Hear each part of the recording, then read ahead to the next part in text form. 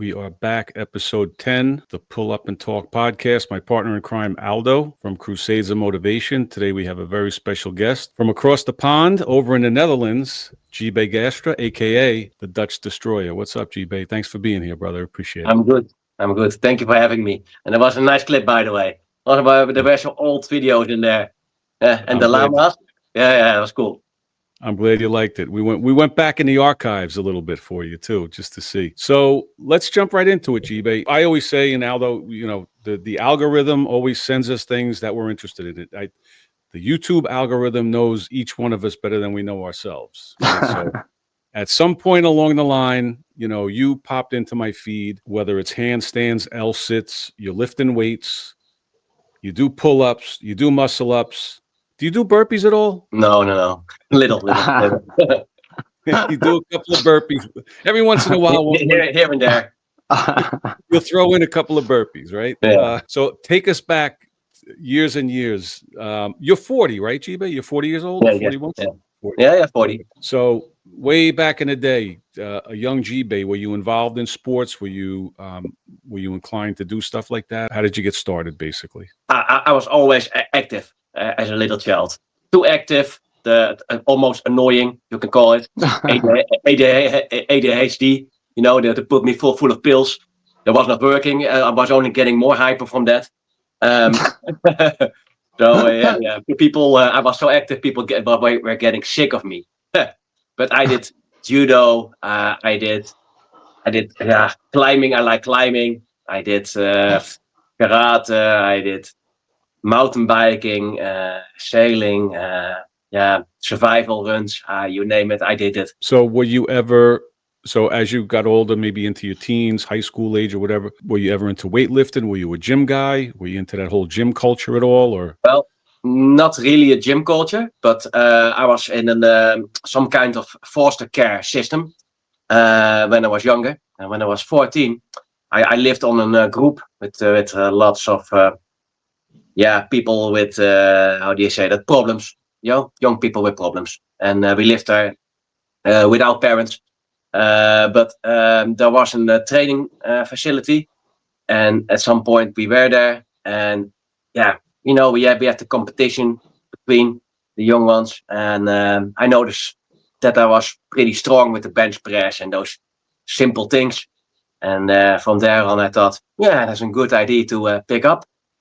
My power lies here, and I was getting bullied, so I wanted to get stronger and get rid of that shit, of course. So from there on, I was almost daily busy with weightlifting there, most of the time alone also, because at a certain moment I had the key to this place. I started karate also because of my anger management stuff. That was maybe at 14, 15. Yeah, that was for me really the start, I think. You talk about you had anger management, whatever else was going on, but did you find when you got into this, the sports or the weightlifting or whatever you were doing, did you find that helped you? Of course. It took away the insecurities, because you're insecure, you don't know how to handle situations. Violence is an easy answer, of course, especially when I was grown up in a world where violence was more normal. I got a lot of crazy people around me, and when you feel more secure, you don't have to prove yourself that much.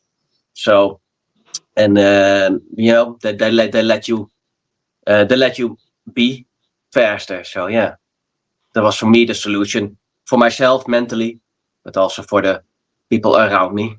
Yeah. Wow, that's an amazing story, Tjibbe. Thank you for sharing that. That's something we didn't know about you. That's something we didn't know about the doses. I don't talk a lot about that. Yeah, that's awesome. So you basically grew up in the system, right? That's how we kind of say on this side of the pond. You grew up in the system. Yeah. Was there around that time? Was there a person that helped you through this training thing? Or because you say you were always alone, but was there somebody that kind of guided you? Oh, you gotta do this, because I'm sure then there was no YouTube like there is now, where you can go and look for the tutorials. But was there somebody that told you, oh, you gotta grab the bar like this, Was there a coach for you, or you just on your own completely? A little bit. I didn't even had a phone at that time. But at the foster care system where I was, I lived in different setups. So I lived in groups where we had some, how do you say that? People who were guiding us, but I also lived in a setup where there was more a mimicking of a family home, and I lived there with Krista and Erik, and there were a couple also. They had a child. The little child, by the way, Kelsey, he's sometimes still training with me. You know that nice. the big dude with the long hair. That's that little really? child. That's him. Yeah, and his father. I trained with his father back in the day. Also at that place and at the internat, as we call it, and foster care thing. And I also did karate with him. So that was really nice. Yeah. So he teach me here and there some stuff, but most of the stuff I discovered on my own. But we also had at those places we had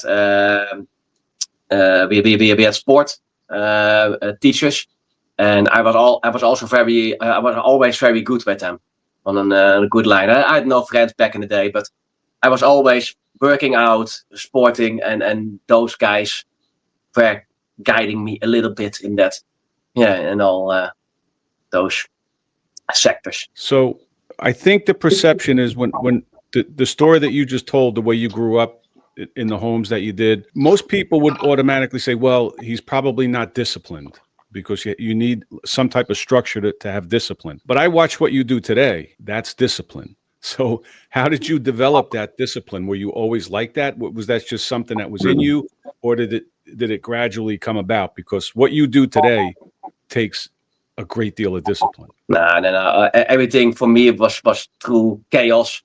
But I was bored. I had nothing to do. So for me, and I needed an outlet for my energy and everything. And like I said, I wanted to be more secure and stronger, because I wanted to handle all motherfuckers around me. To simply put. So yeah, I was really insecure. That no matter what people are saying, why they train, most people start because they are insecure about the body, insecure mentally. So that is the way I started, and that was really helping me. But the structure, that was coming along with the years. I failed many times, and I just picked it up every time. And like I also say in my description for you from YouTube, sport was always something that was a red line throughout my life. No matter what I did, I was also always falling back to it, and I always had that, behind me, So but when I had nothing, when I had many problems, I always fell back to training, and from a certain point, and I decided we're gonna stop the bullshit completely, as much as I can. I'm still learning, but we're all a work in progress, Tjibbe. Every one of us is always going to be a work in progress till we die. Till our last breath. Till our last breath. Yeah. Evolution is a constant, but I think after I was 30 or something, I quitted smoking, drinking, smoking weed, and everything. That from there on, I said, the ceiling is off for me. I'm gonna totally focus on this. But it is still, you have still days that you thought by yourself, fuck, I needed that training, and I failed that day. But it doesn't matter, as long as you have every day, you have a moment to pick it up. As long as you pick it up every time, it will be all right. And slowly, the stuff evolves and becomes a habit. That's awesome. That's awesome, Tjibbe. That's awesome to have you hear that from you, man. Because I myself started same way. I was insecure, man, and that's what I tell people. Because I noticed from you, so you basically saying that as the time went, it developed into the being disciplined. Because you don't really have it when you start, man. No. It really comes with the time, and when feeling more secure, I think you get addicted to the feeling. Yeah, and everything was chaotic because I was placed out of house when I was 12. I got an, you can hear a little bit of a backstory from me. Most people don't hear this, so maybe nice to share. But when I was younger, I lived between the junkies and the homeless people, and got not a pretty good upbringing. Let me put it like that. And I got a lot of violence at the foster care system, and I was homeless at 17. But still, I still trained and working out, and that was always there. I was always busy with something.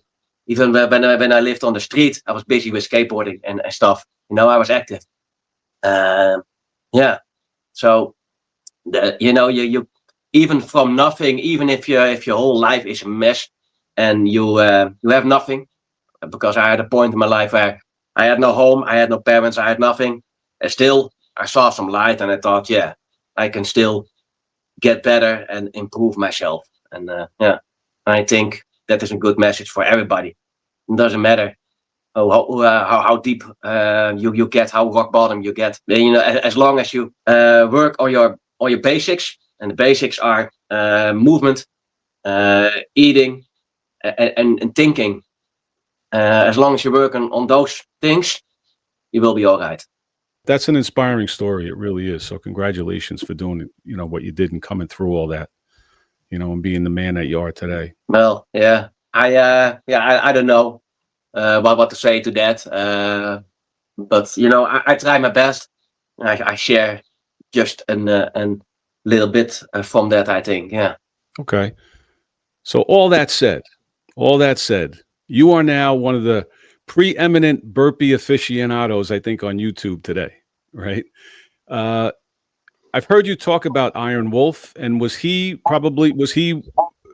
a big inspiration for you to get into the whole burpee culture, the whole burpee thing? Yeah, of course. I have known burpees, but have not done them that much. Still, I saw some videos of the Iron Wolf, and I thought, well, let's do a nice set of burpees. And I told this before to people, but I did a set of 30, maybe more, I don't know. But at 30, I remembered I was done.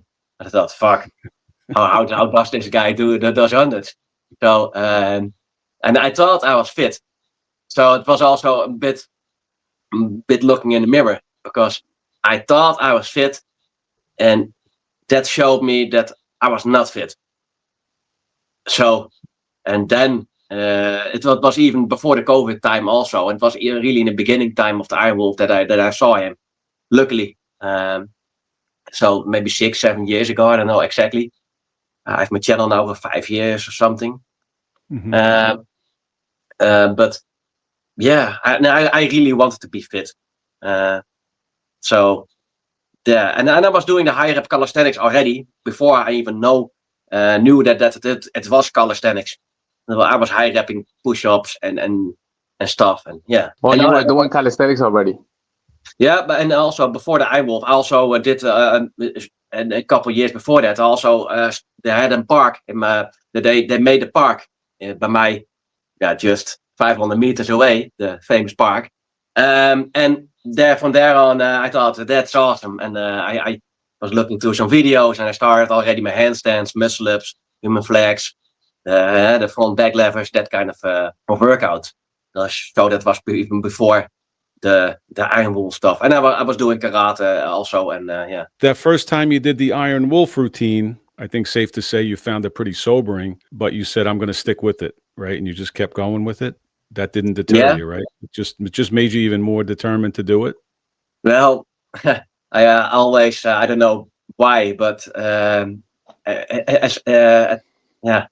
moment I find something that is hard, then I know that that is the stuff you need to do. And I found the burpees hard, so that is what I needed to do. And at some later stage, I discovered the Navy SEALs, and I truly hated them. I know also the first challenge, the monthly challenge that the Iron Wolf put out, and I needed to do the 300 every week on a Friday, and I was hating them. If you want to get better at something, you need to do the stuff that you hate. So I from there on, I made an agreement with myself. I need to master the stuff that I hate. Well, you should talk to Aldo because Aldo loves burpees, right, Aldo? I love burpees. Especially the Navy SEAL. I love burpees only because I hate them like you. And you know what, Tjibbe? I wanna thank you, man, because you were a big inspiration for myself to do burpees, to throw myself into the Navy SEALs. I watched you doing the 500 Navy SEALs, and I was just pumped, and I said, "Oh man, I gotta do that." Even though I don't like them so much, so props to you, man. You inspire so many people in the YouTube world, man. Just because you threw yourself into the hard thing. So shout outs to you. Thank you. Yeah, I just do what I love. Yeah. So that said, Tjibbe, when it comes to your training, we talked about everything that you do. You're a runner, and the burpees we all know, and the weightlifting. What does your week of training look like? Do you sit down and say, okay, Monday I'll do this, Tuesday, or do you just wake up that day and say, well, what do I feel like doing today, and then go do it? I try to have a bit of an, it is you always. How do you say that? You always try to make it better, so the program is never done. Let me put it like that. But I try to go a bit on the same days with the same stuff, or same the same. Yeah, not exactly the same stuff, but it's also the stuff what comes out best out for me, because at Saturdays I'm free, so I have the time for a long burpee workout. On Sunday I'm free, so I have the time for a long run. So that also dictates, of course, the rest of the week. So throughout the week, I've only time for shorter ones most of the time, and long sessions I need to do in the weekend. So I love to do everyday long sessions, but that is simply not possible with time and family and work and everything. And also, I start every day at a different time, and I end on a different time at work. So, and also depending, some days are light, some days are heavy. It is never the same. So I really decide what you were saying. I decide every day what I'm gonna do, but I try to have a little bit of a program in there. Right. So you schedule. So you have it like weekly. Do you say on Monday I'm gonna do this, and Tuesday I'm gonna do this, to prepare for Saturday? Is that how you follow a program like that? It's structured, basically. That's what I'm trying to say. Yeah. I think so. Because throughout the week you want to prepare for the Saturdays, for the bigger workouts. But they need to be in line, and I cannot fuck myself up on Friday because of Saturday. I still do training, but you have to play with your volumes and with your intensity and everything you do. So that is a bit for me, I think. Yeah. Is that something that you learn with time, or that's something that you study, Tjibbe? No. I learned this through time. But I also like to read a lot, and also about training. By the way, got here book. Don't know if it is a mirror image. There's a kind of a calisthenics Bible. Okay. That is Overcoming Gravity. Let me screenshot that, because I need that. I'm a big reader myself, Tjibbe. The best calisthenics book I ever in my life read it. I got all kinds of papers in here because I'm taking notes. But this burpees are only mentioned for warm up, but it's mostly calisthenics skills. And it is truly also written from the perspective of turning from turning, but turned over to the street workout. So learn the planche, handstands, front levers, back levers. Everything is in there. Yeah, I have that book. It's a great book. Anybody interested in learning? Yeah, and if you have any interest in calisthenics or learning any skills, I don't have any skin in the game, but get yourself that book, because that's definitely a great book. Yeah, I recommend the book. And but also there are also schemes in there. And I'm also watching you guys. I'm watching everybody, and I'm watching also not only the burpee guys, but Alex Leonidas, by example. But I also watch some bodybuilders. I watch some runners. I also watch the Olympic people. Yeah. And I like to follow everything. Everyone that is on top of his game, and people that I like also, of course. but I try to watch them closely and just to take everything from it and make it my own. I'm not stuck in one particular sport. I try to watch all sports, and then I want to see what can I take from that, and from that, what is the best for me, what I want. And also I evolve because I also sometimes think, no, I want to do some other stuff maybe, or there is some stuff that I put in or put out. It's always, like I said, evolving. Yeah, absolutely. Excuse me. And there's always information to be had because, like you said, I watched this guy, that guy, and you could just take a little nugget from each one of them and put it together and fit it into your style, Yeah. So, which is great, because some people, I see this all the time on social media. Some people are just so dogmatic. This is the best way to do it. This is the way to do it. I see some of these gym bros online. I hate those videos. It's ridiculous. It really is ridiculous to think that you found the one way, the best way, the only way. You're full of shit. You're not thinking straight. You know what I mean? You really have to. And also, everybody is working different. We have a different anatomy. We are different people. We have different lives. Nobody is the same. We look like each other, but we are not the same. So everybody, and also people ask me a lot, do you have a program? Do you sell stuff? No. I want to give you advice, even for free. Doesn't matter for me because I love it. But if people ask me stuff and they want to have it in more detail, sometimes I talk to people one-on-one, off camera, and it is really, really personal when I give advice. Because everybody has different goals. The body is working differently. Your work is different. Maybe your injury history is different. Your level is different, of course. But also your genetic abilities are different. There are so many possibilities to take in account. Yeah, and you're right. You have to gear everything towards that one person because, like you said, we're the same, but we're so different. There's 8 billion people on the planet. There's 8 billion different physiologies, 8 billion different mindsets. Like you said, what your fitness level is. Do you have mobility issues? Everything, and you have to take that into account. There's no one size fits all, I believe, for anything in life. There always has to be a variation, a modification, a different way to do it. A way for you to get to your goal may not be the exact same way that I do it, but we can certainly both find a way to reach our goals. So true. So that's also why I believe there is no set program, and programs change from week to week. You cannot hold the same program every week. It needs to change. That's normal, and you have to play into life and everything that is. So there's adaptations. There's adaptations and everything. Your body adapts. Your mind adapts to things. So you're right. I think you're 100% spot on. You do have to change things up, and change is good. But I think as humans, we're inherently averse to change. We hate change. If somebody's used to doing something one way, and you tell them, maybe that's not the best way. If you're looking to reach this goal, that might not be the way to do it. Maybe you want to try this. But I always do it this way. But it's not working. Yeah. So maybe you should change. Lots of people are stuck in the old ways, and we tend to be lazy. So we always want to pick the fastest, easiest way to get something. And I talked about it last week. There is YouTube made a short for me from my life, but I also said that we want everything fast. We want fast food. We want fast money. We want fast results.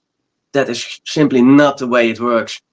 It takes weeks, months, years, and a lifetime to get it right. And even then, you're not right. It is not 100% completed.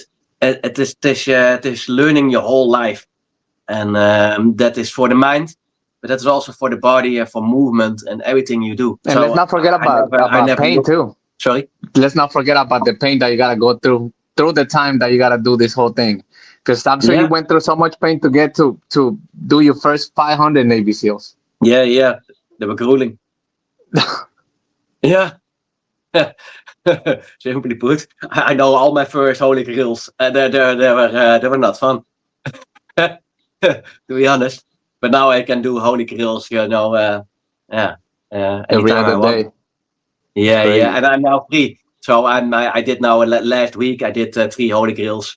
Yeah. Wow. So let's get into a little bit, Tjibbe, about you doing all this work. The engine's running. Obviously, you have to fuel it. So how do you fuel it? I think I've heard you say that you don't eat meat, but you do eat fish. Is that correct? Tell us about your diet. What's the optimal diet that you think for you? I'm a pescatarian. I started that pescatarian diet in the Iron Wolf period, where I did the 700 burpees a day, with also some thousands in there. But I just wanted to try something out, and I'm not against meat, but for me it felt good. I was recovering more quickly. I felt more lighter. Yeah, so that's why I chose to not eat meat. And also, the whole industry is fucked. I also did some work with catching chickens when I was younger, and I've seen some farms. They're horrible, simply put. So like I said, I'm not against meat. Only the stuff we consume, you cannot even call it meat. Some people say to me, those simple-minded, that you need to eat meat because you are no man if you don't eat meat. I say you're eating shit. You're not eating meat, you're eating shit, because it is totally processed rubbish. So yeah, but what's the deal? And also, I don't eat also every day those vegan, stuff, because they're also shit. Sometimes when I like it, but I also eat chips and I also eat candy. So it doesn't matter, you can eat some processed food, but the only thing is to balance it. I was eating the past 2 days. I had some more processed stuff. And I did a workout with you and Ma yesterday on Instagram. Some 15 push-up workout, and I was feeling shit during the workout. And it was a long time ago since I had that. And I was feeling it in my stomach, and I knew right away what it was. It disappeared later on, and I was feeling good. But those are the moments that you're realizing you need to eat good. And the whole thing is, people don't realize it, because if you don't move and you eat shit, you don't feel it. But if you eat shit and you're gonna move, your body is starting to protest. That's why it is so important to move. Movement is also life. I say it more. On the moment your heart starts to beat, it is beating till you die. So movement is life. And you only notice that you eat bad when you move. So balance everything out. And I don't like to eat shit before I work out. You can eat something afterwards. That's all right. But if you have a good session you don't like to eat huge loads of rubbish. Simply don't. So a movement is balancing that also out. And what I eat more, I like to eat lots of foods. I start with oatmeal every day, but it's personal. You don't have to do that. The lots of foods. Of course, normal meals. I like pastas and rice with vegetables. I sometimes eat meat, but only when my parents-in-law cannot finish the meals, because throwing away food I find more bad. And yeah, I think I got it there. I don't know if you have questions, but I think I covered it a little bit. Yeah. So you pretty much eat intuitively. You're not one to sit and track macros and things. You kind of go by feel. You know the things you like to eat, and you just eat them. Well, with tracking, by the way, to come back to the previous subject, I do write everything down when I'm trading. So I got huge stacks of books. I write everything down, of almost everything that I do daily. So I track everything daily. I also have a list of how many burpees, push-ups, and pull-ups, and squats and running I do, and how many times a month I do my handstands and my stretching. So I keep track of that. I'm gonna publish a video soon, how many push-ups, burpees, and stuff I did last year. Didn't release it from last year, but I'm gonna share that also. So fun fact. So get that out of the way. If you want to train, write everything down so you know what you're doing. If you, by the way, if people want to know understand eating, take an app and fill it in, because there is no way you have an oversight of what you're doing. Yeah, I agree. Yeah, I always suggest that to people. You have to track, at least in the beginning. I'm not saying you have to track every crumb and every morsel that you put in your mouth for the rest of your life, but at least until you know and have a good understanding of the macros and even some micronutrient content in some of the foods. So it's a good learning. It's definitely I think so too. I advise it also for people. Do that in a half year or a year, and just to get, like I say, an oversight of what you're doing, and get more knowledge of what you're eating and your macros and everything you put in and how many calories something is. Right. And I can guess it a little bit, but I'm also wrong. But it is not needed for me to do that, because I just need to watch that I eat enough. Yeah, especially with the volume. Especially with the volume that you're doing. Yeah, for sure. Yeah. Supplements? Any kind of supplements? Yes, I use my normal multivitamins. I do it daily, but it is not bad if you miss a day. I like my curcuma. That is something I use. What I use no more? Magnesium, because of the cramping. I didn't have cramping anymore since I using that. And I started a new thing last week. Potassium. I'm trying something out. So that's I think. Yeah. Do I have anything else?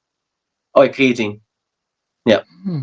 And I did it a long time. Then then I didn't do it, and then I read some research about the mental aspects of it, the cognitive, stuff. The creatine. The creatine. Yeah. And that is why I'm back on it again. So not really for the body, but for the cognitive functions, the improvements for the cognitive functions. Yeah, there's been some new research coming out on that. Yeah. And really for I say it all the time that creatine monohydrate has been studied, over and over and over again. Yeah. But it's shown benefits. And they're still studying it. That said, they're still studying it, and they're finding out even more benefits, like you just pointed out, the cognitive benefits, and they're talking about it with maybe an effect on Alzheimer's, brain health. So Yeah. And it's cheap. The memory. It's dirt cheap. Yeah. So to take a spoonful of creatine a day, I don't see a downside to it. So and also I don't eat meat, so I don't get red meat in where creatine is in.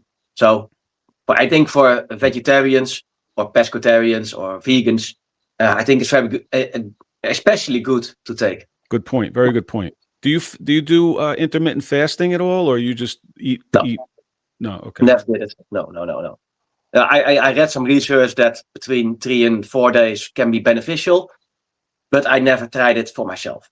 All right, Aldo, you got anything for Tjibbe? I want to thank you, Tjibbe, because this was very insightful, man.